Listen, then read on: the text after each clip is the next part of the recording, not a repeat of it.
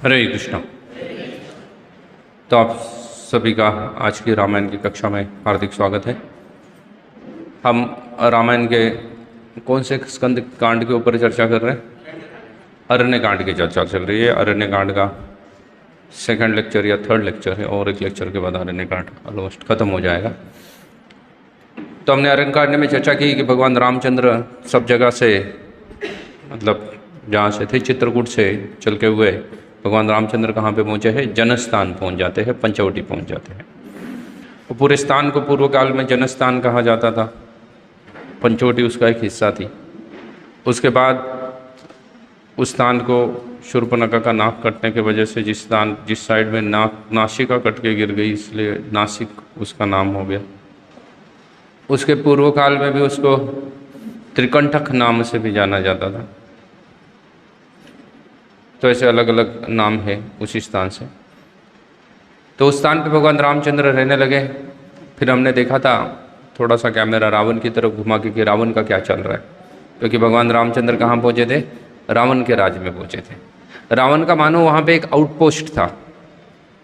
हमारे भी कई सारे जगह पे आउटपोस्ट रहते हैं, वहाँ हमारे सरकार का कंट्रोल रहता है। वैसे ही वो आउटपोस्ट हुआ करता था रावण का। रावण उधर अपनी लगभग रामायण के अनुसार 14,000 राक्षसों को वहाँ पे रखा था। अपना एक, जैसे हमारे अलग अलग क्या बोलते हैं उसको, कमांड्स रहते हैं। आर्मी के 5 कमांड है ना, सदर्न कमांड, दक्षिण कमांड, पूर्व कमांड। वैसे ही रावण का वो कमांड था, जहाँ पे रावण ने अपने राक्षसों को रखा हुआ था। वहाँ पे लगभग 14,000 राक्षस थे। उनके बारे में कंब रामायण कहता है कि एक राक्षस जो है वो 1,000 मनुष्यों की शक्ति रखता था। उतने शक्तिशाली राक्षस थे, कोई साधारण राक्षस नहीं रखे हुए थे। और वहीं पे ही हमने देखा कि शूर्पणखा का पुत्र है, मैंने उसका नाम ढूंढा एक रामायण में, आनंद रामायण में उसका नाम मौजूद है, कंबध करके उसका नाम है। वो कंबध राक्षस था, शूर्पणखा का जो पुत्र है। उसका गलती से लक्ष्मण के हाथों क्या हो जाता है? वध हो जाता है। ये भी हमने देखा था। और फिर जब शूर्पणखा की यह बात पता चलती है कि कुछ मनुष्यों ने उसका वध कर दिया है, तो फिर शूर्पणखा सोचती है क्या लेने का, उनसे रिवेंज लेने का, बदला लेने का सोचती है। यहाँ तक हमने देखा था। अभी शूर्पणखा जब बदला लेने का सोचती है, शूर्पणखा वैसे तो रावण की बहन और इन चारों भाइयों ने और बहनों ने, तीन भाई और शूर्पणखा एक चौथी, इन्होंने मिलके इकट्ठा तपस्या की थी ब्रह्मदेव की, और ब्रह्मा जी को प्रसन्न किया था। तो ब्रह्मा को प्रसन्न करने की वजह से शूर्पणखा के पास बहुत सारी मायावी शक्तियाँ थी, कई सारी मायावी शक्ति की स्वयं स्वामिनी थी। तो इसलिए शूर्पणखा जब राम के पास आती है, तो राम के पास पहुँचने के बाद उस स्थान पे जहाँ पे भगवान रामचंद्र और लक्ष्मण के साथ बैठे हुए हैं, सीता उनके नज़दीक कुछ कार्य कर रही है। तो जब भगवान के पास ये जो शूर्पणखा पहुँचती है, तो शूर्पणखा ने जब भगवान के सौंदर्य को देखा, भगवान की सुंदरता के बारे में बहुत सारे जगह पे वर्णन किया हुआ है। भगवान के सौंदर्य को जब देखा शूर्पणखा ने, तो शूर्पणखा मंत्रमुग्ध हो गई। शूर्पणखा क्या कर दिया? भूल गई चीज़ को, कि वो किस चीज़ के लिए आई हुई थी, जिस कार्य के लिए वो आई थी, या अपने बेटे के मृत्यु का क्या लेने के लिए, बदला लेने के लिए आई थी। शूर्पणखा ये बात को ही भूल जाती है कि मैं किस लिए आई हूँ करके। भगवान के सौंदर्य का तो बहुत सारे जगह पे वर्णन किया हुआ है। भगवान स्वयं अपने सौंदर्य को देखने के लिए, या मेरे सौंदर्य में ऐसा कौन सा जादू है, ये पता करने के लिए चैतन्य महाप्रभु के रूप में आते हैं। क्योंकि भगवान देखते हैं कि उनके जितने सारे भक्त होके गए हैं इसके पूर्व काल में, कोई भी भगवान से कोई चीज़ की अभिलाषा नहीं करता है। सिर्फ अभिलाषा भगवान के दर्शन की करते हैं, बाकी कोई अभिलाषा नहीं करते। तो फिर भगवान सोचते हैं कि ऐसा क्या है मेरे अंदर, और ये पता करने के लिए भगवान स्वयं भक्त के रूप में प्रकट होते हैं। ये चैतन्य महाप्रभु के प्राकट्य के कारणों में से एक कारण है। तो वैसे ही अगर सभी भक्त भगवान के दर्शन से मंत्रमुग्ध होते हैं, स्वयं भगवान भी भूल जाते हैं अपने आप को जब वो स्वयं अपना दर्शन देते हैं। जब वो जगन्नाथ का दर्शन लेते हैं तो भगवान स्वयं क्या हो जाते हैं? मूर्छित हो जाते हैं जगन्नाथ को देखते हैं। तो इसलिए तो फिर शूर्पणखा कहाँ की है? तो शूर्पणखा भी क्या हो गई है? पूरी की पूरी मूर्छित अवस्था तक पहुंच गई है, वो भूल चुकी है कि मैं किस लिए आई थी, और अपने बेटे को मैं राक्षस कुल से हूँ आदि चीज़ों को भूल गई। और नेचुरल, उसको कह सकते हैं नैसर्गिक रूप से उसके हृदय में भगवान के लिए क्या हुआ, प्रेम जागृत हुआ, ऐसा कहा गया है। लेकिन आचार्य कहते हैं कि वो प्रेम नहीं था, वो शूर्पणखा का काम जागृत हुआ था। और इसलिए भगवान के सुंदर नयन, भगवान का केश आदि देख के शूर्पणखा सोचती है कि मैं क्या करती हूँ, भगवान के साथ विवाह कर लेती हूँ। वो भूल जाती है, बोली एक बच्चा गया, पति तो पहले ही गया था, वैसे ही मैं फ्री हूँ अभी, तो मैं क्या कर सकती हूँ, इनके साथ विवाह कर लेती हूँ। और ये सुन के वो भगवान की ओर आती है। और भगवान कमल नयन है, बहुत जो वाल्मीकि रामायण में लिखे हुए हैं, बोलते कि वो ऐसा सोच रही है कि हजारों कामदेव अगर एक साथ प्रकट हो जाते हैं तब भगवान के क्या करेंगे, सौंदर्य का बराबरी कर सकते हैं या उनके सौंदर्य के समान हो सकते हैं। इसलिए वो सोचती है कि मैं भी क्या करती हूँ, इनके साथ क्या करती हूँ, विवाह कर लेती हूँ। इसलिए शूर्पणखा जो अपना अकराल विकराल राक्षसी रूप था उसको बदल देती है और क्या करती है, एक सुंदर स्त्री का रूप धारण करती है, प्रयास करती है एक सुंदर स्त्री का रूप धारण करने का। और फिर शूर्पणखा भगवान राम की ओर चलती है। जब भगवान राम की ओर शूर्पणखा चल रही है तो कंब रामायण बोलता है कि शूर्पणखा ऐसी चल रही हो मानो बिजली चमक रही हो। देखो, सौंदर्य का वर्णन किसी अलग उपमा से किया जाता है ना, किसी की आंखें अगर कमल सदृश है तो ये सौंदर्य का वर्णन है, या साइकेट्रिकली सौंदर्य का वर्णन करना है, उपहासात्मक अगर सौंदर्य का वर्णन करना है तो कंब रामायण कहता है कि शूर्पणखा जब चल रही थी तो वो ऐसी लग रही थी मानो कैसी हो, चमकती हुई बिजली चल रही हो। दूसरे ओर से बोल रहा है आनंद रामायण बोलता है कि शूर्पणखा जब भगवान रामचंद्र की ओर जा रही थी तो ऐसा लग रहा था कि भीगा मोर कहीं पे चल रहा है ना। भीगा मोर कोई सुंदरता का प्रतीक नहीं होता है, तो बोले कि कोई भीगा मोर चल रहा है। बस शूर्पणखा अपने आप को समझ रही है कि वो हंस की गति चल रही है, हंस की चाल चल रही है। वाल्मीकि जी कहते हैं कि वो एक चुड़ैल की तरह ही दिख रही थी, क्योंकि वो चुड़ैल ही थी इसलिए उसने रूप भी बदल दिया था, लेकिन वो दिख कैसे रही थी, बोले वो एक चुड़ैल की तरह ही दिख रही थी, वैसे ही दिख रही थी। वो भगवान रामचंद्र के पास आई। भगवान रामचंद्र के पास आके उन्होंने भगवान रामचंद्र को प्रणाम किया। अगर शूर्पणखा भले ही राक्षसी है, लेकिन अगर किसी व्यक्ति को या किसी भगवान का हो या किसी भी व्यक्ति का हो, अगर ध्यान आपकी ओर आकर्षित करना है, आपके प्रति या आपके लिए किसी के मन में सद्भावना, प्रेम या किसी भी प्रकार की दया प्रकट करनी है, तो कहा जाता है कि उस व्यक्ति को क्या करो, प्रणाम करो। इसलिए हम किसी भी व्यक्ति के पास जाते हैं तो प्रथम हमारे वैदिक सभ्यता है कि उसको क्या किया जाए, प्रणाम किया जाए, क्योंकि हमें पता नहीं है कि वो व्यक्ति किस स्थिति में है। हो सकता है किसी ने किसी के साथ झगड़ा किया हो, और अगर उसी समय अगर हम पहुंच जाते हैं तो फिर हो सकता है वो व्यक्ति हमारे साथ भी क्या कर ले, झगड़ा कर ले। प्राय ऐसा होता है ना, परीक्षा में स्टूडेंट इतना मेहनत करके पेपर लिखते हैं, लेकिन टीचर का अगर अपने बीवी के साथ झगड़ा करके आया और जिसका पेपर उसके पहले हाथ में लग गया तो वो फेल ही होने वाला है, वो पास नहीं हो सकता है, क्योंकि वो पूरा गुस्सा कहाँ निकालेगा, वो पेपर पे निकालेगा। तो इसलिए कहा जाता है कि किसी भी व्यक्ति को मिलने के बाद उसको क्या करना चाहिए, प्रणाम करना चाहिए। वो रामचंद्र को प्रणाम करती है। प्रणाम करने के बाद अगर किसी व्यक्ति की आप चाहते हो किसी अपनी ओर आकर्षित करें या अपने लिए कोई सद्भावना उसके हृदय में उत्पन्न करना चाहते हो, तो उसके प्रति आप दया का भाव दिखाओ, कंसर्न्स दिखाओ कि मुझे क्या है, चिंता हो रही है आपकी। इसलिए शूर्पणखा भगवान रामचंद्र को कहते हैं कि तुम्हारे जैसा सुंदर पुरुष इस राक्षसों से भरे हुए जंगल में क्या कर रहा है। वो राक्षसों का जितना हो सके निंदा करती है, बोले ये सब बेकार है, कुछ काम के नहीं है बेटा। और सिर्फ क्या है, सिर्फ बिना मतलब के किसी के साथ भी युद्ध कर सकते हैं, किसी का वध कर सकते हैं। इसलिए आपके जैसे सुंदर राजकुमार को इस वन में नहीं रहना चाहिए।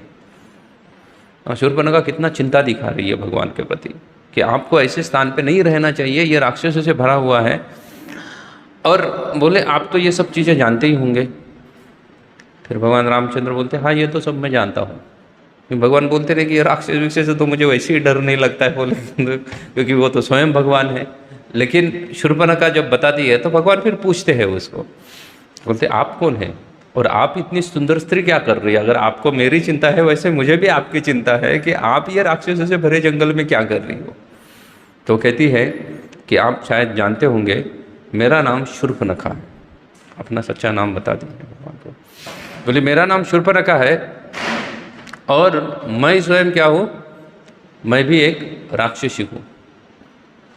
सच्चाई बोलने के बाद तुरंत बोल देती है लेकिन मैं बोले अपने राक्षस भाइयों की तरह नहीं हूँ, मैं अलग हूँ। बोले मैं साध्वी हूँ। हालांकि बोला गया है, वाल्मीकि रामायण लिखता है शूर्पणखा काम रूपिणी।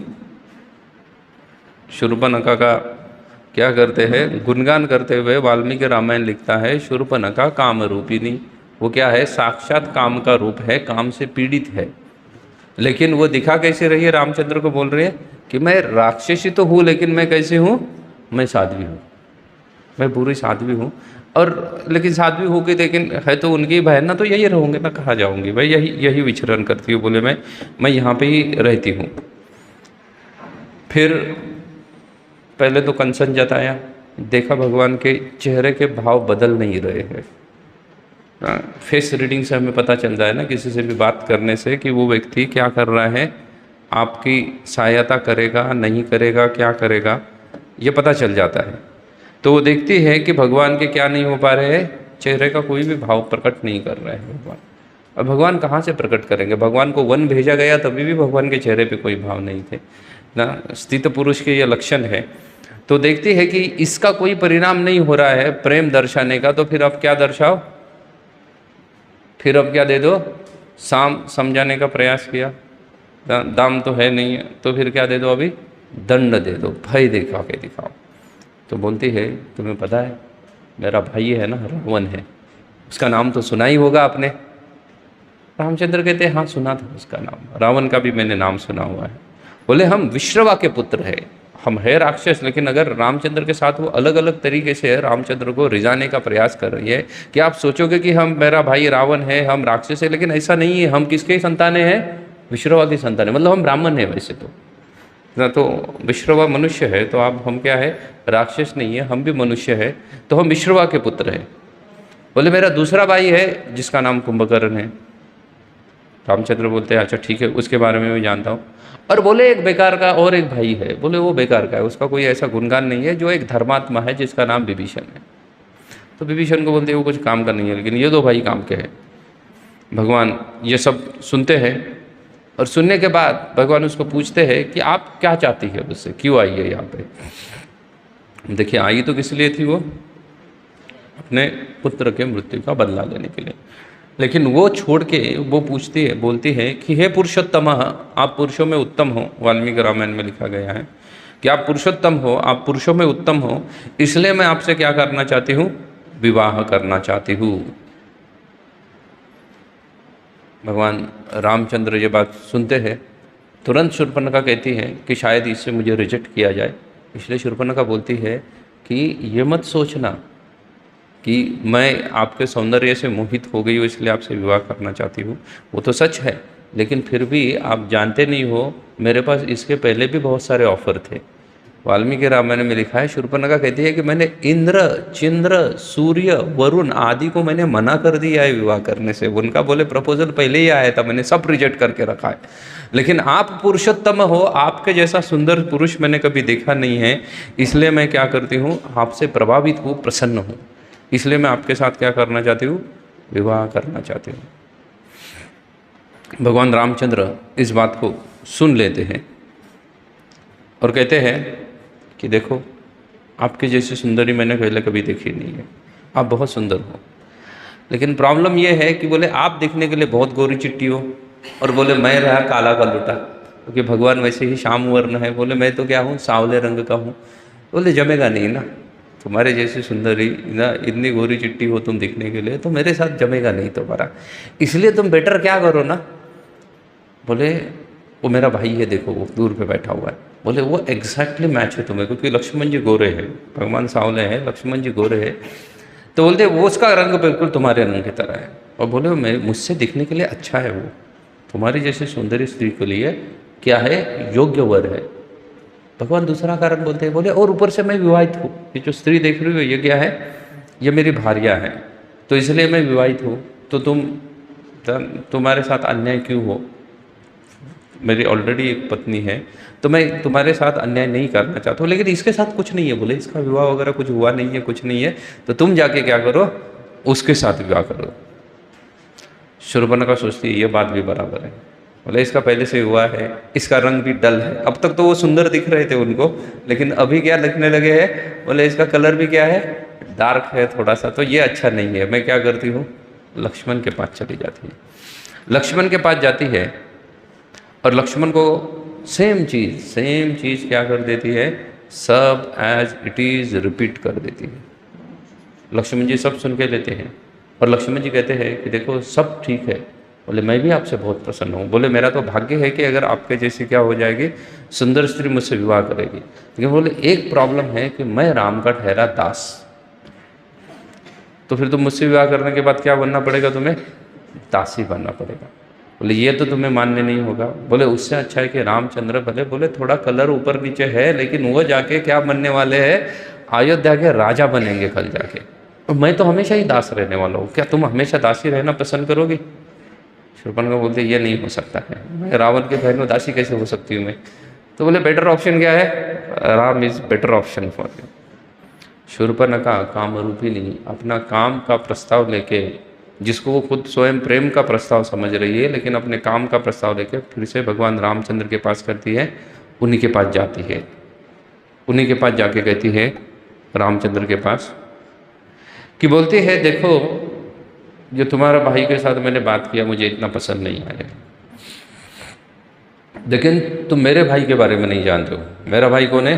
रावण है, जिसने देवताओं के राजा इंद्र को जीता हुआ है।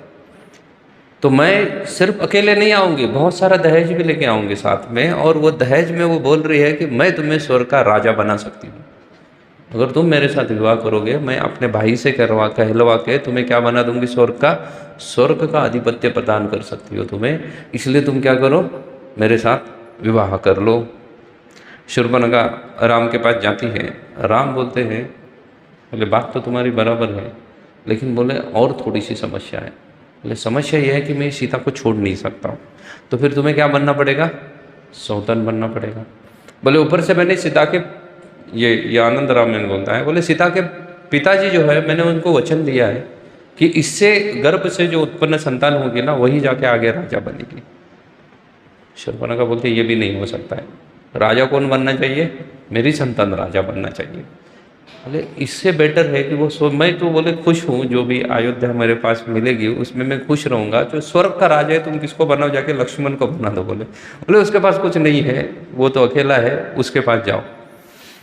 ये क्या करती है, फिर से क्या करती है, लक्ष्मण के पास जाती है। लक्ष्मण जी उसको फिर से कन्विंस करते हैं कि देखो दास के साथ विवाहबद्ध होना ये किसी भी परिस्थिति में क्या नहीं है, योग्य नहीं है, किसी भी स्त्री के लिए योग्य नहीं है। स्त्री को किसके साथ विवाह करना चाहिए, राजा के साथ विवाह करना चाहिए, या युवराज के साथ विवाह करना है, जो जाके आगे राजा बनेगा। लक्ष्मण कहते हैं कि मेरे पिता ने मुझे पूर्व काल में ही एक राज्य प्रदान किया था, लेकिन मेरा उतना दिमाग चलता नहीं है राज्य विजय चलाने का, इसलिए मैंने उसको त्याग दिया। इसलिए तुम स्वर्ग का भी राज्य देगी तो क्या करूँगा मैं उसका। बोले मैं ये पृथ्वी का एक छोटा सा राज्य चला नहीं पाया, मैंने उसको त्याग दिया, तो फिर यहाँ तुम्हारे साथ मैं स्वर्ग का राज्य प्राप्त भी करूँ तो उसका क्या करूँगा, मैं कुछ कर नहीं सकता हूँ।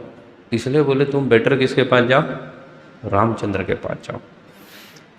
शूर्पणखा समझ जाती है, देखो कोई भी दास नहीं बनना चाहता है। हम इस भौतिक संसार में रह रहे हैं ना, हमारा सबसे बड़ा समस्या यही है कि कोई भी क्या नहीं बनना चाहता है, दास नहीं बनना चाहता है। पूर्व काल में तो ये कंसेप्ट ही नहीं हुआ करती थी, अभी तो थोड़ा थोड़ा चीज़ें बदल गई है। कलयुग में तो क्या है, जो ज़्यादा शिक्षित व्यक्ति है वो क्या करते हैं, उतने जल्दी दास बन जाते हैं। लेकिन आजकल बहुत सारे कॉलेजेस में चले जाओ, अन्य जगह पे चले जाओ, कैंपस इंटरव्यू के लिए लोग आते हैं और बच्चों को बड़ा अच्छा लगता है कि हमारा कैंपस सिलेक्शन हो गया है ना, फलाना फलाना पॉइंट्स का हमें पैकेज मिला हुआ है। लेकिन ये वास्तव में देखा जाए तो वो क्या बन रहे हैं, वो दास बन रहे हैं, अन्य कुछ नहीं कर रहे हैं। सिर्फ क्या बनाया जा रहा है, उनको दास बनाया जा रहा है। उनको हर चीज़ क्या करनी पड़ेगी, पूछना पड़ेगा। कितना भी बड़ा ऑफिसर हो, कितने भी बड़ा उसका पैकेज हो, लेकिन फिर भी उसको छुट्टी के लिए किसी तो एक अन्य बॉस को मेल डालना पड़ता है, और उसकी अपनी छुट्टियां होने के बावजूद भी पास नहीं होती है। होती है, आप लोगों को तो अच्छा एक्सपीरियंस होगा। कंपनी जितनी छुट्टी प्रॉमिस करती है उतनी छुट्टी भी मना करती है, जब मांगने जाओगे तो मना कर देंगे, जितना प्रॉमिस किया है उतना भी नहीं दे पाती है, उसमें भी रोना धोना चालू हो जाता है। क्योंकि ये बिजनेस ट्रिक है डेफिनेटली, कि लोगों से क्या करो, ज़्यादा काम करा के, कम एम्प्लॉयज़ में ज़्यादा काम करा के मुनाफा ज़्यादा कमा लो, ये टेक्निक है। लेकिन ये कलयुग का परिस्थिति ऐसा है, कलयुग में हम सब लोग जी रहे हैं, वास्तव में कोई दास नहीं बनना चाहता है। पूर्व काल में तो सब लोग क्या करते थे, खेती बाड़ी आदि करते थे, भले किसान हो लेकिन किसान किसी का दास नहीं है, वो अपने मर्जी का मालिक है, बॉस जैसा काम करता है। जिस दिन उसकी इच्छा हो उस दिन किसी खेती में काम करेगा, जिस दिन इच्छा नहीं है उस दिन सो जाएगा घर पे, कोई ज़रूरत नहीं खेती में जाने की।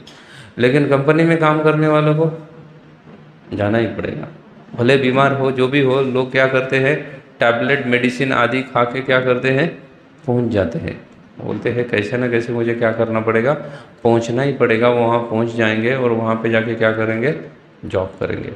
ये बड़ी शोकांतिका है। इसलिए हम प्रायः कैसे बन चुके हैं, दास समान बच चुके हैं, जो कि जनरली कोई चाहता नहीं है, लेकिन फिर भी क्या बनाया गया है, दास बनाया गया है। प्रायः ऐसा कहा जाता था पूर्व काल में कि जो लोग हैं, खास करके वर्कर्स जो होते हैं ना, उनको आप धन से कंट्रोल किया कर सकते हो। और कलयुग में प्रायः सभी ऐसे ही है, सभी क्या है, प्रायः शूद्र के समान है। शूद्रों को क्या किया जाता है, तो ऐसा कहा जाता है कि उनको क्या किया जाता है, धन देके उनसे काम करवाया जा सकता है। ब्राह्मण से धन देके काम नहीं करवाया जा सकता है, ब्राह्मण को सम्मान पहले देना पड़ता है, उसके बाद वो आपका कार्य करेगा। वही अगर भोजन की बात भी की जाए तो ऐसा कहा जाता है कि जो वर्किंग क्लास है या शूद्र है, उनको क्या करो, पहले काम कराओ फिर भोजन खिलाओ। पहले भोजन खिलाओगे तो वो काम नहीं करेंगे कभी आपका। और ब्राह्मण के बारे में कहा जाता है कि उसको प्रथम भोजन खिलाओ और उसके बाद क्या करो, उससे क्या करो, रिक्वेस्ट करो, तब वो आपका काम करेगा। लेकिन कलयुग है, परिस्थिति बदल चुकी है, हर व्यक्ति की मेंटालिटी जो है, मानसिकता बदल चुकी है।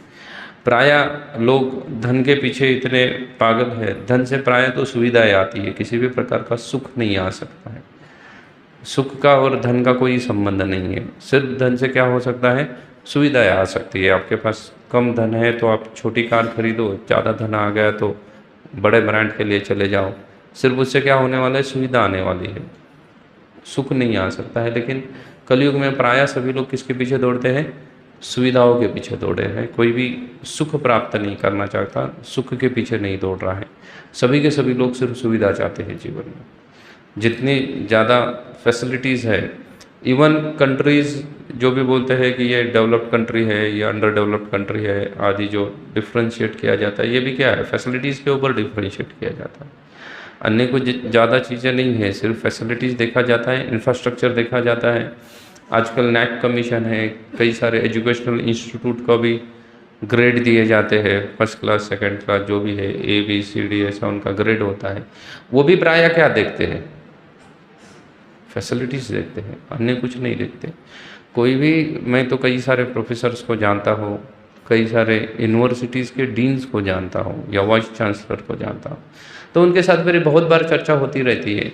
वे बोला, आप लोग कभी भी आपके पास कोई ऐसी कमेटी है या कोई ऐसा आपने सिस्टम बनाए हैं, जिस सिस्टम के दौरान आप आपके टीचर्स को फिर से क्या कर रहे हो, रीचेक कर रहे हो कि अपने आप को अपग्रेडेड रख रहा है या नहीं रख रहा है।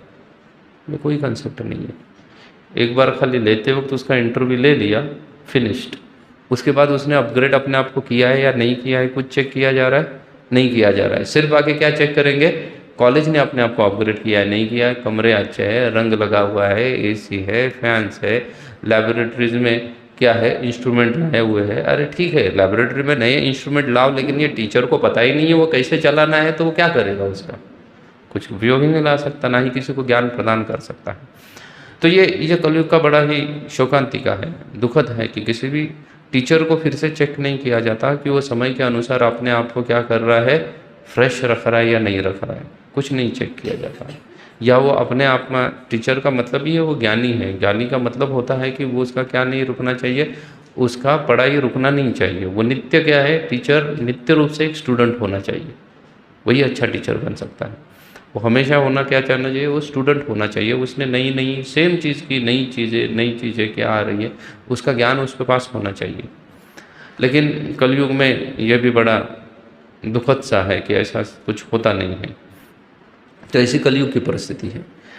ऐसे ही शूर्पणखा की परिस्थिति है, वो अंध बन चुकी है, उसको दासी नहीं बनना है, इसलिए वो पुनश्च किसके पास चली जाती है, रामचंद्र के पास चली जाती है।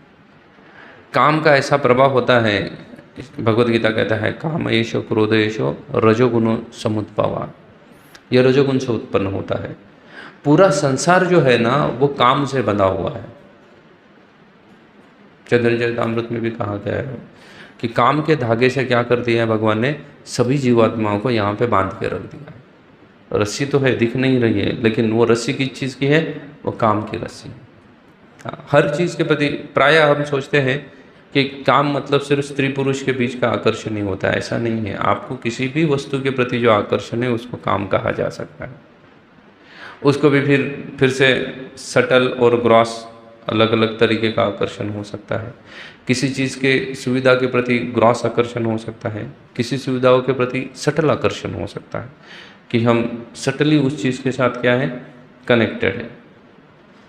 प्राय आप देखे होंगे कि आज अभी मैं कुछ बीच में कुछ पढ़ रहा था कि किसी इंडियन, अभी जो आईपीएल चल रहा है ना, बम्बई की टीम को पुराने कैप्टन को हटा के नया कैप्टन को लेके आए, तो नए कैप्टन को जो ऑडियंस में बैठे हुए वो क्या कर रहे हैं, गाली दे रहे हैं नए कैप्टन को। तो समझ में नहीं आता कि वो गेम एंजॉय करने के लिए जा रहे हैं या एक पर्टिकुलर व्यक्ति का पॉलिटिकल एजेंडा लेके जा रहे हैं। अगर हम खेल के प्रति कोई आसक्त है तो वो खेल एंजॉय करना चाहिए ना। खेलने वाले प्लेयर्स तो बदलते रहते हैं, अलग अलग तरीके से बदलते रहेंगे। तो ये क्या है, ये सटल आसक्ति है। ये भी आसक्ति को ही दर्शाता है, सटल आसक्ति है। कई सारे तरीके की आसक्ति हो सकती है। मैं एक भक्त को जानता हूँ काफ़ी सालों पहले पुणे में। सचिन तेंदुलकर रिटायर्ड होने के बाद उसने क्रिकेट देखना बंद कर दिया। बोले बस मुझे अभी नहीं देख सकता हूँ क्योंकि ये रिटायर्ड हो गया। रो रहा था वो व्यक्ति ना। मुझे भगवत गीता फिर से सुनानी पड़ी उसको आधा घंटा बैठ के कि भाई तुम क्या कर रहे हो करके।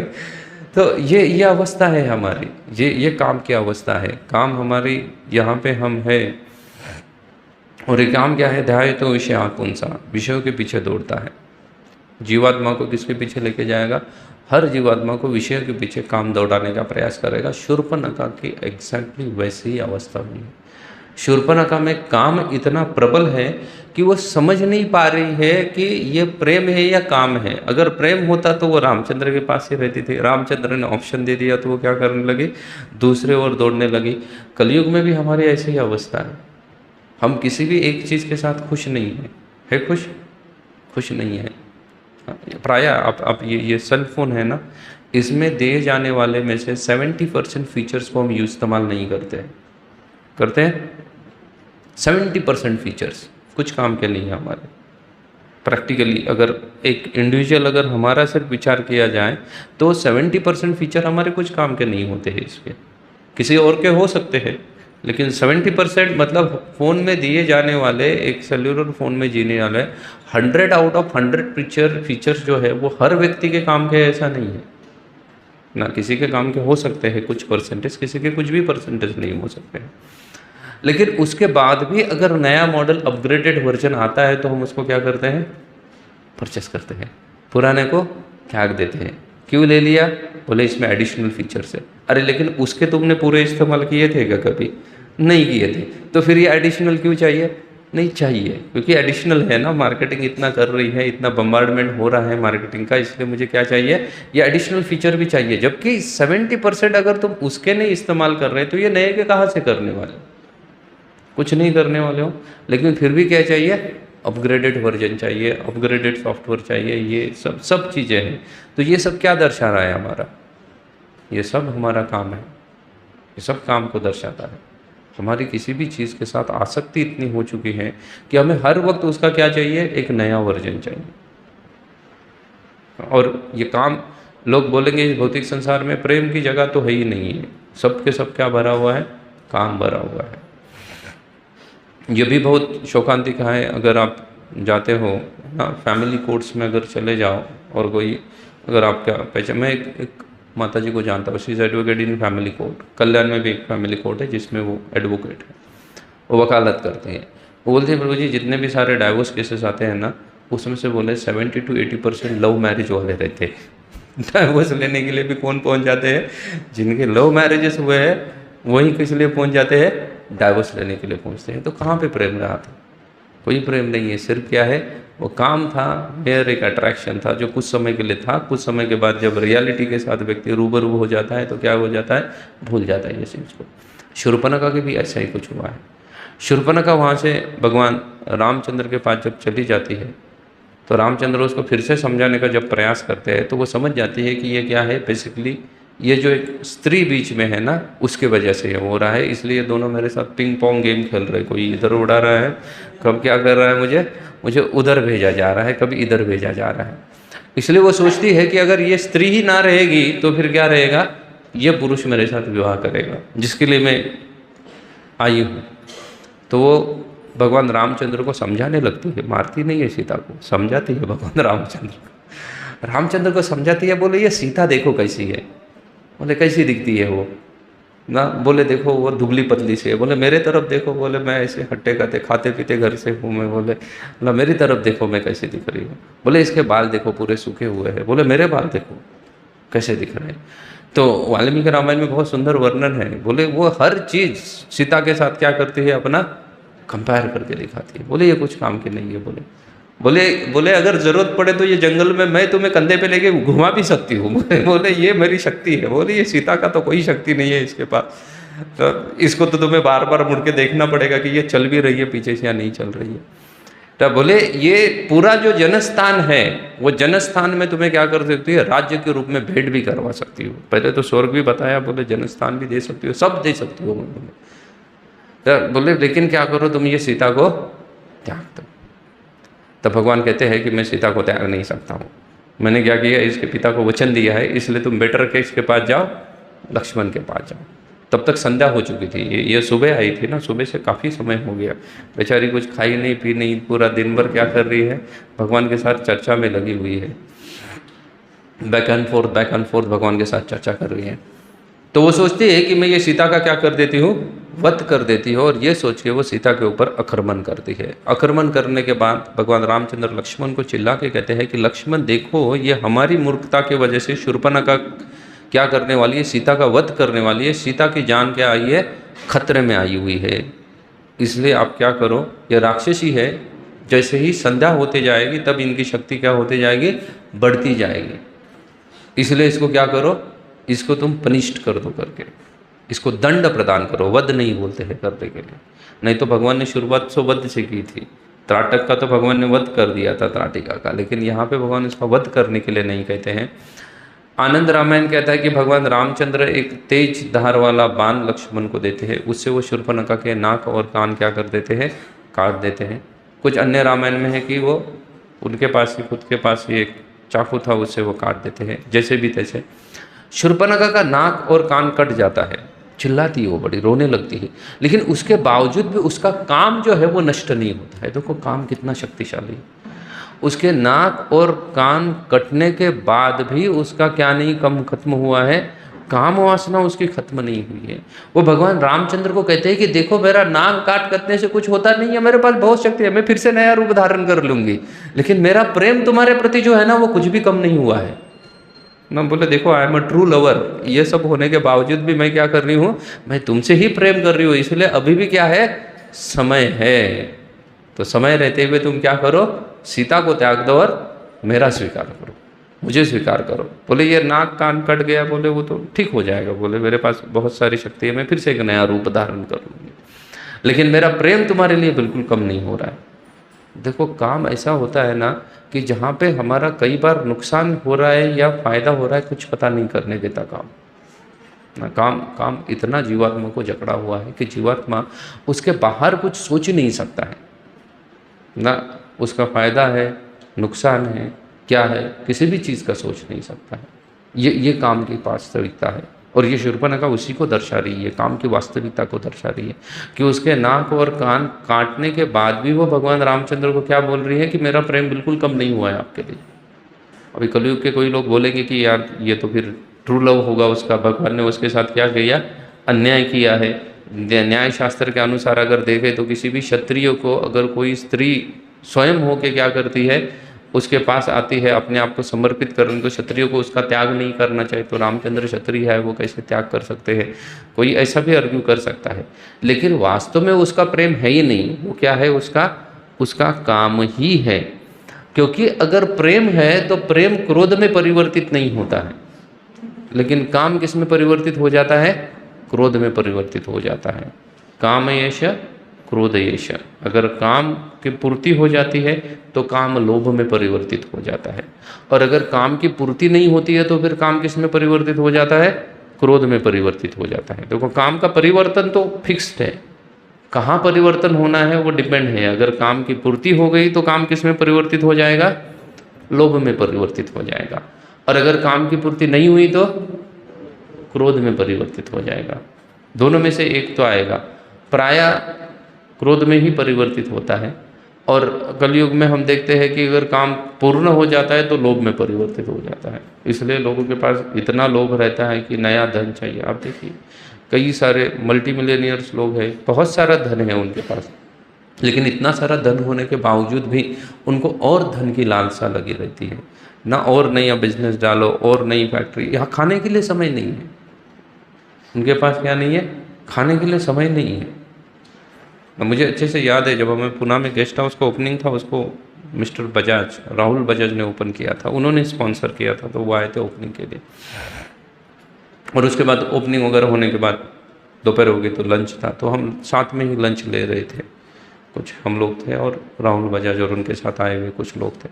तो राहुल बजाज वहाँ पे एक बहुत सुंदर कोट करते हैं। ही वाज सेइंग, वो बोल रहे थे, आफ्टर 25 ईयर्स ऑलमोस्ट, बोले जितना मुझे याद है, बोले 25 साल के बाद मैं लंच कर रहा हूँ विदाउट बिजनेस मीटिंग। बोले जिसमें कोई बिजनेस मीटिंग नहीं है, क्योंकि साधुओं के साथ मंदिर में बैठे हुए हैं।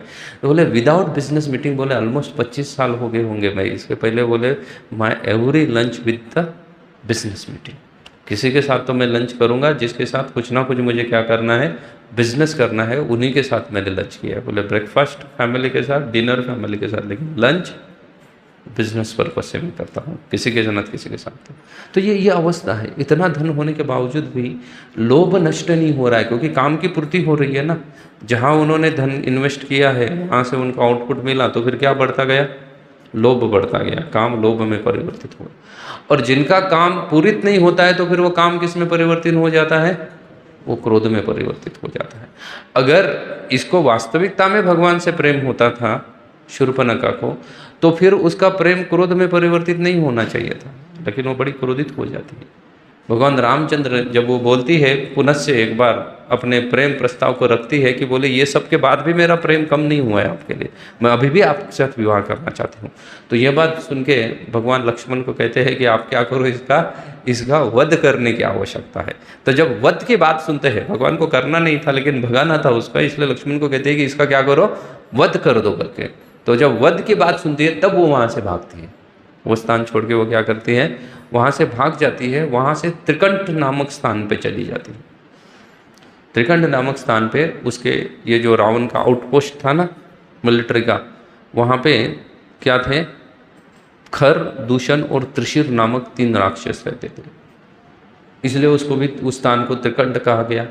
उसके बाद उस त्रिकंठ का अपभ्रंश होते होते उस स्थान को अभी त्र्यंबकेश्वर कहा जाता है, क्योंकि वहाँ पे ना भगवान शिव जी प्रकट हो गए हैं, तो अभी उस स्थान को त्र्यंबकेश्वर कहा जाता है। लेकिन पूर्व काल में उसको त्रिकंठ कहा जाता था, और वहीं पे ये सब राक्षसों का क्या हुआ करता था, वास हुआ करता था।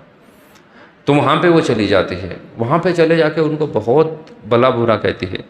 खर, दूषण आदि जो थे उनको क्या करती है, बहुत भला बुरा कहने लगती है। बोले तुम यहाँ पे क्या हो, राक्षसों के कुल के क्या हो, कलंक हो। बोले तुम्हारे रहते हुए भी यहाँ पे क्या है, मनुष्यों का वास होने लगा है इस स्थान पे, और मनुष्य यहाँ पे आके सिर्फ रह नहीं रहे हैं, तो क्या कर रहे हैं, मनुष्य शक्तिशाली बन रहे हैं। बोले दशरथ नंदन नामक एक व्यक्ति है ना, कोई राजकुमार है, उसने देखो मेरी क्या दशा की हुई है। जब ये खरदूषण इस चीज़ को देखते हैं तब वो बड़े क्रोधित हो जाते हैं। बड़े क्रोधित होकर बोलते हैं कि कौन ऐसा व्यक्ति है जो अपने माँ को क्या करना चाहते हैं, रुलाना चाहता है। और ये सोच के वो शूर्पणखा के साथ 14 राक्षसों को भेज देते हैं। 14 राक्षस। एक राक्षस कंब रामायण के अनुसार कितने मनुष्य का शक्ति रख रहा था, 1000, मतलब लगभग 14,000 मनुष्यों की शक्ति के साथ वो राक्षस 14 राक्षस आते हैं। उनको लगता है मनुष्य है ना तो कोई साधारण सा ही है, उसको तो ऐसे ही मार दिया जाएगा। वो राक्षस बहुत गर्जना करते हुए आते हैं। जब गर्जना करते हुए शूर्पणखा उनको दिखाने के लिए लेके आते हैं कि भाई कहाँ पे था ये करके, तो वहाँ पे जब पहुँचते हैं तब भगवान रामचंद्र लक्ष्मण को कहते हैं कि आप सीता को लेकर गुफा में चले जाओ। वो गुफा आज भी विद्यमान है। अगर आप नासिक शहर के बीचों बीच में आ गए अभी सब एरिया, उस गुफा में बहुत सारा परिवर्तन भी हुआ है। पूर्व काल में वो अच्छी गुफा थी। उसका थोड़ा सा हिस्ट्री देखोगे तो 200-250 साल पूर्व पेशवा जब यहाँ राज किया करते थे तो उनके पीरियड में उसको क्या किया है, रिनोवेट किया है उस गुफा को। इसलिए अभी वो मॉडर्न गुफा की तरह दिखती है, लेकिन पूर्व काल में वो मॉडर्न गुफा नहीं थी, वो वास्तव में गुफा हुआ करती थी, लेकिन अभी वो मॉडर्न गुफा की तरह दिखती है क्योंकि पेशवा के समय में वहाँ पे मंदिर का भी निर्माण किया गया है। तो वहाँ पे लेके जाने के लिए बोलते हैं आप सीता को लेके जाके कहाँ जाओ, गुफा में चले जाओ, और इन सभी राक्षसों के साथ कौन युद्ध करेगा, मैं युद्ध करूँगा। मैं इनकी शक्ति को परखना चाहता हूँ कि ये कितने शक्तिशाली है करके। तो लक्ष्मण जी कहते हैं कि ये काम आप क्यों करेंगे, आप सीता को लेकर जाइए गुफा में। बोले राक्षस ही तो है, कोई देवताओं के साथ थोड़ा युद्ध करना है। बोले राक्षसों के साथ ही युद्ध करना है, उनको तो मैं क्या करूँगा, मैं वध कर दूंगा। तो फिर भी रामचंद्र मना करते हैं और क्या कहते हैं, मैं इनके साथ वध करना चाहता हूँ। लक्ष्मण जी जाते हैं। भगवान रामचंद्र ये सभी राक्षस आके भगवान के साथ बहुत सारा वार्तालाप करने का प्रयास करते हैं, लेकिन भगवान उनको एक ही चीज़ कहते हैं कि जो कायर होते हैं ना वही सिर्फ युद्ध में आके वार्तालाप करते हैं, लेकिन जो कायर नहीं होता है वो क्या करता है, वो युद्ध करता है। ये कह के भगवान रामचंद्र अपने तरकश से एक अमोघ शक्ति बाण निकालते हैं। एक बाण में वो सभी राक्षसों के 14 राक्षसों के हाथ को क्या कर देते हैं, काट देते हैं, और द्वितीय बाण निकालते हैं उससे 14 का क्या करते हैं, एक ही बाण में सर काट देते हैं। शूर्पणखा बड़ी डर जाती है। भगवान रामचंद्र शूर्पणखा की ओर देख के सिर्फ क्या कर देते हैं, मुस्कुराते हैं। भगवान रामचंद्र उसको कुछ नहीं बोलते। शूर्पणखा आई थी उनके साथ युद्ध में, लेकिन भगवान रामचंद्र उसको देख के सिर्फ मुस्कुरा लेते हैं। ऐसा कंबर मुनि लिखते हैं कंबर रामायण के। भगवान रामचंद्र मुस्कुराते हैं, लेकिन अभी शूर्पणखा का प्रेम नष्ट हो चुका था। उनको भगवान की जो मुस्कुराहट है वो कैसे लग रही थी, वो भयावह लग रही थी शूर्पणखा को। कंबर ऋषि लिखते हैं कि अभी भगवान के मुस्कुराहट वगैरह उनको कुछ प्रेम भी नहीं लग रहा है, वो सब कैसे लग रहा है, बोल रहे भयावह लग रही थी। इसलिए शूर्पणखा वहाँ से भागती है और फिर से खरदूषण के पास चली जाती है। खरदूषण और त्रिशिर जहाँ पे थे, और उनको बोलते हैं कि तुम क्या हो, राक्षस कुल के नाम पे धब्बा हो, तुम आगे नहीं आ रहे हो, तुम क्या नहीं प्रयास कर रहे हो, किसी को भी मारने का प्रयास नहीं कर रहे हो, तुम्हें युद्ध लगभग तुम क्या कर चुके हो, भूल चुके हो। अभी ये वैसे देखा जाए तो ये खरदूषण आदि के बारे में आनंद रामायण कहता है कि ये शूर्पणखा के चचेरे भाई लगते थे। वो भाई लगते थे, लेकिन वो क्या लगते थे, चचेरे भाई लगते थे। इसलिए वो बार बार उनको अपने भाई करके पुकारती है कि वो मेरे क्या है, भ्राताश्री है। तो आप वाल्मीकि रामायण में देखोगे या इसमें भी देखो, तुलसीदास जी के रामायण में भी वो खरदूषण का जहाँ संवाद होता है शूर्पणखा के साथ, तब वहाँ पे भ्राता भ्राताश्री करके वो बोलती है खर को और दूषण को। तो फिर बड़ा प्रश्न उपस्थित होता है कि भाई ये तो पहले तो बोली कि मेरे 2 ही भाई है या 3 भाई है ना, रावण, कुंभकर्ण, लक्ष्मण। रामचंद्र को तो उतने का ही नाम बताती, वो खरदूषण का नाम ही नहीं बताती। फिर इनको बारंबार भ्राताश्री क्यों कह रही है, तो फिर आनंद रामायण कह रहा है कि इनको क्या है, ये उसके चचेरे भाई लगते हैं, चाचा जी के बेटे हैं, तो इसलिए उनको बारंबार क्या कह रही थी, भ्राताश्री करके पुकार रही थी। तो खरदूषण को बड़ा गुस्सा आता है। खरदूषण सोचते हैं कि अभी क्या करना पड़ेगा, हमें स्वयं जाना पड़ेगा। अगर राक्षसों का वध करने का अगर कोई मनुष्य क्या कर रहे हैं, दुस्साहस कर रहे हैं, तो हो सकता है कल रावण का यहाँ पे जो राज्य है उसको क्या करेंगे, वो आह्वान उत्पन्न कर सकते हैं। इसलिए हमें क्या करना पड़ेगा, स्वयं जाना पड़ेगा। इसलिए खर तुरंत अपना रथ बुलवाता है, जो रथ गधों के द्वारा खींचा जाता था। घोड़ों के द्वारा खींचे हुए रथ पे नहीं बैठते थे राक्षस, वो गधों के द्वारा खींचा जाने वाले रथ को बुलाता है। और उसके साथ साथ वो क्या करता है, अपना जो दूषण जो भाई है और अन्य एक भाई त्रिशिर है, इनको भी साथ में लेता है। और ये सब लोग निकलते हैं और क्या करते हैं, राम की ओर चलते हैं। राम की ओर जब चल रहे थे तो इनको कई सारे क्या कह रहे थे, कई सारे प्रकार के अपशकुन दिखाई दे रहे थे। कुछ चीज़ें शकुन होती हैं, कई सारे अपशकुन होते हैं। गिद्ध आदि उनके रथ के ऊपर मंडरा रहे थे। गिद्ध आके उनके क्या कर रहे थे, रथ के ऊपर बैठ रहे थे। कई सारे सियार आदि जो है वो क्या कर रहे थे, गुहार लगा रहे थे। ये सियार या कुत्ते का रोना आदि सब क्या माना जाता है, अपशकुन माना जाता है, शकुन नहीं माना जाता। लेकिन इसके बाद भी इसमें से जो अकंपन नामक एक राक्षस था वो इस चीज़ को बोलता है कि क्या कहते हैं कि ये क्या चल रहा है, ये सब अपशकुन हो रहा है, ये सब अपशकुन है। लेकिन अकंपन को खर कहता है कि ये अपशकुन आदि जो है ना वो कायरों के शब्द होते हैं।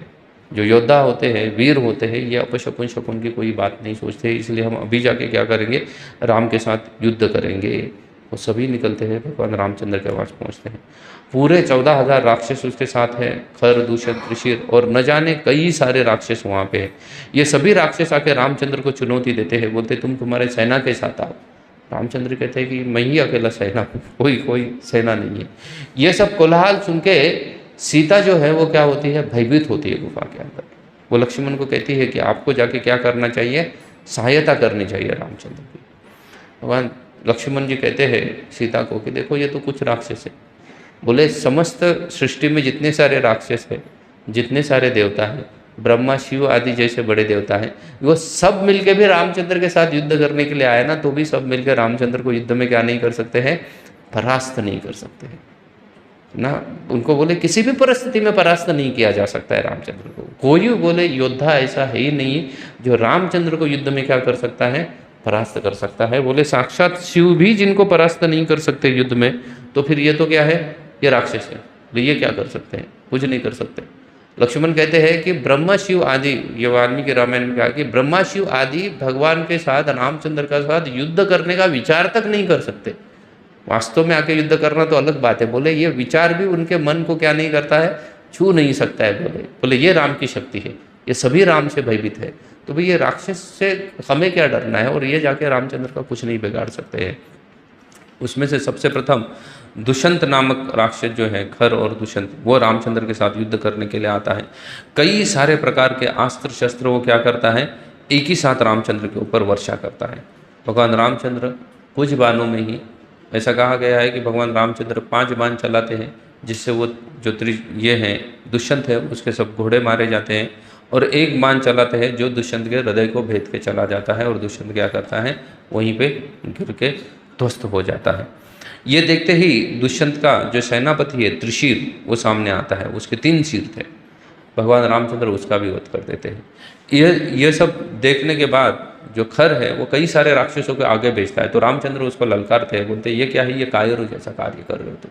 अगर तुम वास्तव में योद्धा हो तो तुम्हें आके युद्ध करना चाहिए, तुम अन्य को भेज रहे हो मरने के लिए मेरे सामने। लेकिन भगवान उनको क्या करते हैं, उन सबको मार देते हैं। फिर खर स्वयं युद्ध में आता है।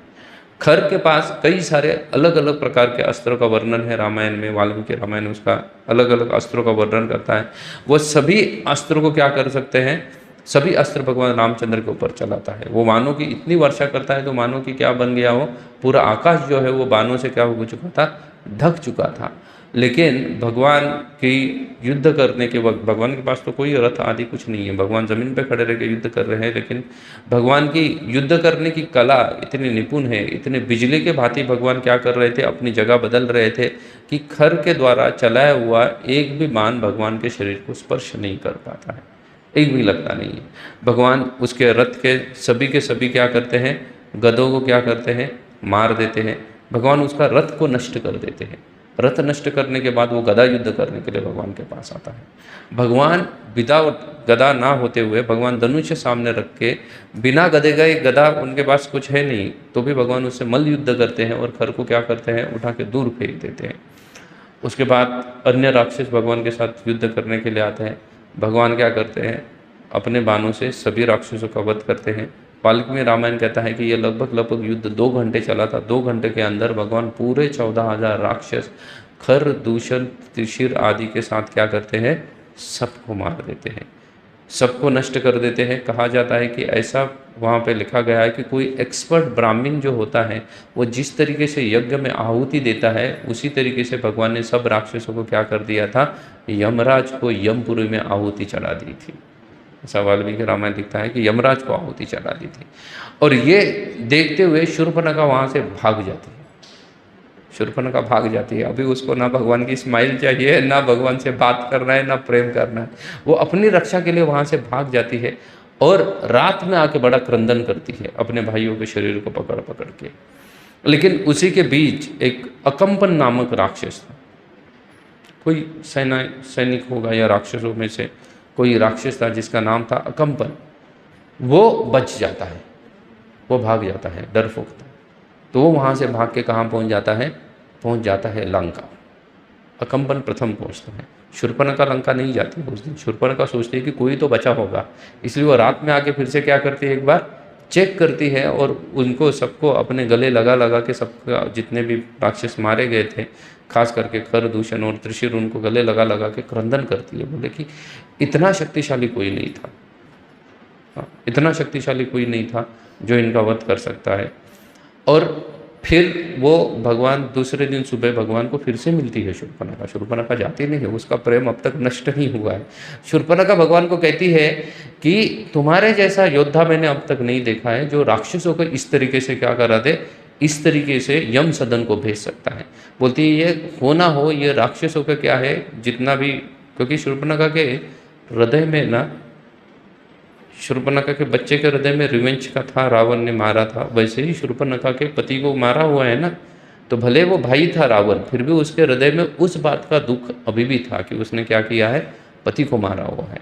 इसलिए शूर्पणखा बोलती है कि होना हो ये रावण का क्या है, अंत का समय आ गया है, ये रावण की शक्ति का अंत का समय आ गया है। इसलिए बोली मैं जाके ये सब रावण को बताऊंगी कि तुमने यहाँ पे क्या क्या किया, और तुम इतने महाशक्तिशाली योद्धा हो जिसको रावण हरा नहीं सकता युद्ध में। तो कुछ आचार्य कहते हैं कि वो वास्तव में उसको भी रिवेंज लेना था अपने पति के मृत्यु का, इसलिए वो क्या कहने गई थी, रावण को जाके ये सब बताते हैं। क्योंकि वो जान गई थी कि राम क्या है, बहुत शक्तिशाली है, जिसके साथ क्या नहीं किया जा सकता है, रावण इसको कभी जीत नहीं सकता। लेकिन अकंपन तो पहले ही पहुंच चुका था। अकंपन जाके जनस्थान का पूरा हाल सुना देता है। रावण अच्छा खासा समुद्र के किनारे सन बाद ले रहा होगा सुबह सुबह, तो अकंपन रात में पहुंच जाता है यहाँ से, लंका समुद्र के किनारे है। रावण को सब हाल सुना देता है, रावण को कुछ नहीं लगता है। रावण ने सब छोड़ दिया था, बोले मेरी बहन भी वैसी है, बोले वो कुछ निकम्मे थे तो मारे गए, इसलिए रावण कोई टेंशन नहीं लेता है। या हो सकता है रावण नशे में था, इसलिए रावण को कुछ फर्क नहीं पड़ता इतने सब राक्षस मारे जाने के बावजूद।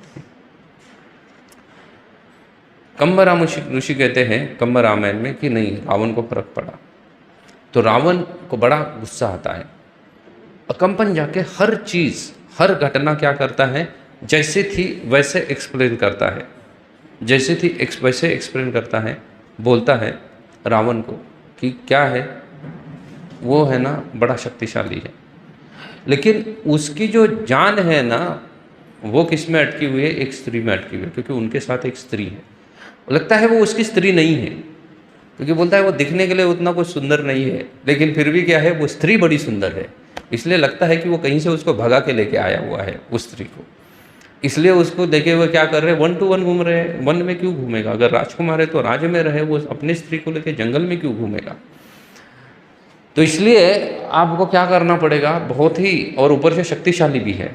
तो रावण सोचता है कि ऐसा शक्तिशाली है तो डायरेक्ट अटैक करना ठीक नहीं है, क्या करना पड़ेगा, किसी के साथ तो क्या करना पड़ेगा, काउंसलिंग करनी पड़ेगी अपने मंत्रियों के साथ। तो उनका एक मंत्री की याद आता है, और वो मंत्री है उनका, कौन है, वो है मारीच, जिसको भगवान ने पहले ही उड़ा दिया था। जब त्राटक के समय की बात है, जब गए थे भगवान, वो सब अयोध्या कांड में आता है, जब भगवान गए थे तभी क्या कर दिया, अयोध्या नहीं बाल कांड के, तभी मारीच को उन्होंने 100 योजन दूर समुद्र में फेंक दिया था। आजकल तो बहुत बार बोलते हैं कि वो मारीच नाम से ही मलेशिया आदि देश के नाम हुए हैं, वहीं पे मारीच राक्षस रहता था। तो रावण अकंपन को लेके कहाँ चला जाता है, मारीच के पास चला जाता है। मारीच के पास जाने के बाद रावण मारीच को जितनी सारी घटना है वो क्या है, वो एज इट इज़ बता देता है। एज इट इज़ बताने के बाद मारीच रावण को समझाता है कि बोलो बोले कि ये कौन तुम्हारा शत्रु है? बोले मित्र नहीं है, बोले ये शत्रु है जिसने तुम्हें आइडिया दिया है कि तुम क्या करो, जाके जाके राम के साथ युद्ध करो करके। बोले तुम नहीं समझते हो, बोले राम जो है वो समुंदर के इतने गहरे है, शक्तिशाली है, और बोले आकाश से भी ज़्यादा उनकी शक्ति है, इसलिए रावण तुम उनको कभी युद्ध में परास्त नहीं कर सकते, कभी युद्ध में परास्त नहीं हो सकते। मारीच स्वयं, क्योंकि मारीच अभी साधु बन चुका था ना, तो बहुत सारे शास्त्र आदि पढ़ लिए थे, तो भगवान का गुणगान जानता था कैसे किया जाता है। तो बोले तुमने जिनसे वर प्राप्त किया है, आनंद रामायण में लिखा है, मारीच क्लियरली बोलता है कि जिनसे तुमने वर प्राप्त किया है ना, वो लोग भी नहीं राम को हरा सकते युद्ध में। बोले तुम्हारा तो दूर की बात है, तुम जिनके भरोसे जा रहे हो ना, जिनसे शक्ति तुमने प्राप्त की है, चाहे वो ब्रह्मा हो, शिव जी हो, या जिनसे भी तुमने शक्ति प्राप्त की है, ये लोग भी क्या नहीं कर सकते, राम को युद्ध में परास्त नहीं कर सकते। इतने शक्तिशाली है राम युद्ध में। अगर यही लोग राम को युद्ध में नहीं परास्त कर सकते हैं, तो तुम कहाँ से युद्ध में परास्त करते हो? इसलिए बोले रावण अपनी स्त्री के साथ जंगल में भटक रहा है, सॉरी, राम अपनी स्त्री के साथ जंगल में भटक रहा है, उसको भटकने दो, और तुम जाके अपनी स्त्रियों के साथ कहाँ पे रहो, लंका में खुश रहो। रावण समझ जाता है, रावण पूरा समझ जाता है, और रावण क्या करता है, लौट आता है। रावण नहीं जाता युद्ध करने के लिए, रावण लौट आता है, अकम्पन को बोलता है भाई तू घायल हुआ है, जाके ट्रीटमेंट वगैरह ले ले, और मैं क्या हूँ, बोले मस्त जीवन जी रहा हूँ मैं समुद्र के किनारे, कुछ डिस्टर्ब मत कर। अकम्पन के साथ रावण जब लौट आता है, मारीच उसको भेज देता है, उसके बाद पहुंचती है कौन, शूर्पणखा। शूर्पणखा पहुंचती है, वो पहले ही सब इन्फॉर्मेशन लेती है। बोले अकम्पन पहले ही पहुंच गया था, मतलब उसने सब एजिटीज बताया होगा, और सब एजिटीज बताने के बाद भी रावण को कुछ फर्क नहीं पड़ा। रावण गया उधर मारीच के पास, मारीच ने उसको समझाया, रावण आके सो गया, ये कुछ नहीं कर रहा है, मतलब ये मेरे लिए क्या कुछ करेगा, क्या कुछ नहीं करेगा, तो मैं अपना नाक कान कटा हुआ भी दिखाऊं कुछ, अरे 14,000 राक्षस मारे गए, उनका कुछ इसको फर्क नहीं पड़ा है, तो मैं और दिखा के क्या होने वाला है, कुछ नहीं होने वाला है। इसलिए शूर्पणखा अपना दिमाग चलाती है, बोलती ये नहीं चलेगा। बोले ये क्या करना पड़ेगा, ये सिर्फ इंटरेस्ट किस में देता है, ये सिर्फ उसी जगह पे इंटरेस्ट लेता है जहाँ पे अपना कोई इसका क्या हो, फायदा हो, और कुछ नहीं सोचता है। इसलिए वो जाकर शूर्पणखा देखो मैनिपुलेट करके बताती है इसको। वो रावण के सामने जाती है, और रावण के सामने माता सीता के सौंदर्य का एक्सप्लेनेशन करती है, वर्णन करने लगती है। बोले ये तुम्हारी जो है ना, जितनी सारी मंदोदरी आदि जितनी सारी रानी है ना, बोले ये तो सीता की दासी बनने की भी लायक नहीं है, इतनी सुंदर है सीता। बोले सीता इतनी सुंदर है कि तुमने स्वर्ग के ऊपर विजय प्राप्त किया, तो स्वर्ग में भी ऐसी स्त्री नहीं है जो सीता के सौंदर्य के समान सौंदर्यवान है। वो कहती है यहाँ तक कि शिव की जो नित्य संगनी उमा है, वो भी सीता के इतनी सुंदर नहीं है। बोले उसके भी सौंदर्य क्या है, सीता के इतना सुंदर नहीं है। और बोले सीता इतनी सुंदर है, अलग अलग तरीके से वर्णन जब करती है तो रावण इंटरेस्ट लेने लगता है, रावण के लिए कथा चालू हो जाती है। तो रावण क्या बोलता है, बोले और बताओ ना, और करो यार, और बताते जाओ, और बताते जाओ। और फिर फाइनली शूर्पणखा बोलती है, बोले तुम्हें पता है तुम्हारा बर्थडे आने वाला था ना, तो मैंने सोचा था कि मैं सीता को पकड़ के तुम्हें क्या कर दूंगी, गिफ्ट दे दूंगी, लेकिन फिर देखो मेरा क्या हाल हुआ है। ये सीता को मैं लाने गई थी किसके लिए, तुम्हारे लिए लाने गई थी। देखो ऐसा कोई रियलिटी था क्या, रियलिटी तो वो गई थी अपने पुत्र के मृत्यु का बदला लेने के लिए। उसके बाद जाके खुद के सेटलमेंट के बारे में सोचा, और यहाँ रावण को आके क्या बता रही है, पूरा 180 डिग्री मैनिपुलेट करके बता रही है सच्चाई। सच्चाई बिल्कुल नहीं बोल रही है, 180 डिग्री क्या कर रही है, उसको मैनिपुलेट कर रही है, और बता रही है कि ये ऐसा वास्तविकता है, इसके लिए मैं क्या कही थी, वहाँ पे गई थी, इसलिए आप क्या करो, आपको कुछ तो करना पड़ेगा। बोले राम का वध वगैरह छोड़ो, आपको किसको लेके आना पड़ेगा, सीता को लेके आना पड़ेगा। यहाँ पे भी इसका काम इतना तेज है, या काम इतना उसके ऊपर हावी है कि शूर्पणखा सोच रही है कि अगर रावण सीता को भगा ले जाता है तो राम अकेला रह जाएगा, और फिर मैं फिर से अपना प्रेम प्रस्ताव लेकर उसके साथ जाऊंगी, और फाइनली मैं राम के साथ क्या करूंगी, विवाह करके सेटल हो जाऊंगी। ये शूर्पणखा अंडर कवर क्या कर रही है, अपना एजेंडा भी है उसका सीता को हरण करने के पीछे। एक तो राम को बोल रही है कि मैं सीता को लाने गई थी ताकि रावण क्या करे, तैयार हो जाए उसकी सहायता करने के लिए, और बोले सीता का ये हरण हो जाएगा तो राम अकेला बन गया, राम अकेला बन गया तो मैं उसके साथ विवाह कर लूँगी। देखो काम कितना शक्तिशाली है ना। प्राय अगर हम अलग एंगल से अगर देखेंगे ना, तो शूर्पणखा जो है ना, वो सोशल मीडिया की तरह है। देखो रावण आराम से वहाँ पे समुद्र के किनारे सन बात लेता था, दिन में उठता था ना, खारे पानी में नहा लेता था और सन बात लेता था आराम से बैठ के समुद्र के किनारे। कुछ लेन देन थी क्या उसको? कुछ लेन देन नहीं थी। उसको जाके बताया किसने ये सब के बारे में? शूर्पणखा ने। इस घटना के बाद समस्त रामायण में शूर्पणखा का कहीं पे भी वर्णन नहीं है। ना वाल्मीकि रामायण शूर्पणखा के बारे में बोलता है, ना तुलसीदास जी बोल रहे हैं, ना कंबर ऋषि बोल रहे हैं, ना आनंद रामायण बोल रहा है, ना अध्यात्म रामायण बोल रहा है। कोई रामायण शूर्पणखा के बारे में कुछ नहीं बोलता है कि शूर्पणखा का आखिर हुआ क्या, ना आखिर हुआ क्या। ना शूर्पणखा के बारे में कोई रामायण कुछ नहीं कह रहा है। लेकिन यहाँ तक शूर्पणखा है जिसने जाके रावण को क्या किया है? इन्फॉर्म किया है। और मारा कौन गया? रावण मारा गया, फुकट में मारा गया। रावण का कोई दुश्मनी नहीं है राम के साथ, कुछ नहीं है। वो तो बड़ा शांति से बैठा हुआ था, लेकिन दुश्मनी ली है शूर्पणखा ने। और मारा कौन गया? रावण मारा गया। उसका पूरा राजपाट नष्ट हो गया, सब राक्षस मारे गए, सब नष्ट हो गया ना। ये सोशल मीडिया और आजकल जितने भी सारे एडिक्शन है ना, ये ऐसे ही शूर्पणखा की तरह है। ये अनवांटेड इन्फॉर्मेशन पुष्टअप करते हैं हमारे ब्रेन में, अनवांटेड इन्फॉर्मेशन जिसका कोई लेन देन नहीं है हमारे साथ, कोई लेन देन नहीं है, लेकिन ये अनवांटेड इन्फॉर्मेशन हमारे पास लेके आते हैं, उसको पुष्टअप करते हैं। जस्ट लाइक अ मोबाइल, 70% फीचर तो वैसे ही हमारे यूज़ के लिए, लेकिन फिर भी पुशअप करते रहते हैं कि भाई ये तुम्हारे काम का, ये तुम्हारे काम का, ये तुम्हारे काम का। और मारा कौन जाता है? हम मारे जाते हैं। ना एडवर्टाइजमेंट इंडस्ट्रीज़ को कुछ लेना है, ना सोशल मीडिया को कुछ लेन देन है। नुकसान किसका होता है? तो नुकसान होता है हमारा होता है ये सब चीज़ों में। तो एग्जैक्टली रावण वैसे ही ये अनवांटिंगली ये शूर्पणखा के काम के वजह से मारा गया। रावण का काम तो शूर्पणखा ने जाके बढ़ाया, वास्तव में काम किसका है? शूर्पणखा का काम है। जो काम वासना है वो रामचंद्र के प्रति, वो शूर्पणखा की है। और उसने जाके रावण के मन में काम की उत्पन्न किया है। नहीं तो उसके पहले तो रावण ने ना कभी सीता को देखा था, कुछ था, उसको कोई इंटरेस्ट नहीं था सीता में। लेकिन वो बढ़ाया किसने जाके इंटरेस्ट? ये एक व्यक्ति या एक स्त्री का काम है, या उसकी वासना है जो है शूर्पणखा। और उसकी काम वासना ने जाके रावण की काम वासना को बढ़ाया, और उसके परिणाम स्वरूप रावण का पूरा राज्य क्या हो गया? खत्म हो गया। कोई बचा नहीं है रावण के राज्य में। तो ये काम इतना शक्तिशाली हो सकता है काम। इसलिए हमें सबको क्या करना चाहिए? तुरंत काम को पहचानना चाहिए। क्योंकि मैंने जैसे बताया, फिर से आई एम जस्ट रिपीटिंग, कि काम अगर पूर्ण होता है तो वो लोभ में परिवर्तित हो जाएगा, और पूर्ण नहीं होता है तो वो क्रोध में परिवर्तित हो जाएगा। इसका मतलब काम किसी भी एंगल से कोई क्या नहीं है? लाभप्रद नहीं है। ना ही उसका काम पूरित होने से लाभप्रद है, क्योंकि वो लोभ में परिवर्तित होना है। और काम अगर पूर्ण नहीं हुआ तो भी लाभप्रद नहीं है, क्योंकि वो क्रोध में परिवर्तित हो जाएगा। इसलिए हमें समय रहते ही ये काम से क्या करना चाहिए? इसको त्यागना चाहिए। इसके चंगुल से क्या करना चाहिए? हमें बाहर आने का प्रयास करना चाहिए। फिर रावण फिर से एक बार सुनता है जब सीता के बारे में, तब रावण जाग जाता है। ये सीता को जब देखना ही पड़ेगा, वो चाहिए। क्योंकि रावण का काम कुछ कम ही ऐसा नहीं है। जैसे हमारे कुछ लोगों को कलेक्शन में गाड़ियाँ रखने का शौक रहता है, कुछ लोगों को कपड़े खरीदने का शौक रहता है, वैसे रावण को स्त्रियों को क्या था? अपने कलेक्शन में रखने का शौक था। कई सारी स्त्रियाँ आपने रखी थी। जब हनुमान जी जाएंगे लंका में, तब हम देखेंगे कि कैसे उसने अपने कलेक्शन बना के रखा हुआ था रावण ने। तो रावण फिर से एक बार कहाँ पहुँचता है? मारीची के पास पहुँचता है। उसके आगे की कथा